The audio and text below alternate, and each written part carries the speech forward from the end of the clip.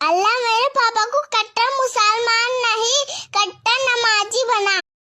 Over acting किया तो क्या होता है ज्यादा ओवर एक्टिंग नहीं करना।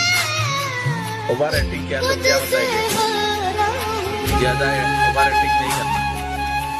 ओवर एक्टिंग किया तो क्या होता है देख लो ज्यादा ओवर एक्टिंग नहीं करना। ओवर एक्टिंग किया तो क्या होता है देख लो ज्यादा ओवर एक्टिंग नहीं करना।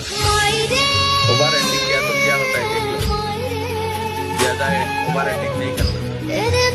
ओवर एक्टिंग किया तो দুঃখের সংবাদ আমার পাড়ার সম্মানীয় ব্যক্তিগণ, কাকা কাকিমা, জেঠু জেঠিমা, আপনাদের সকলের দৃষ্টি আকর্ষণ করছি। আমার বিয়ের বয়স হয়ে যাচ্ছে, তবুও আমার বাড়ির লোক আমার বিয়ে নিয়ে কোনো মাথা ঘামায় না। এক যুগ আগে আমার 18 বছর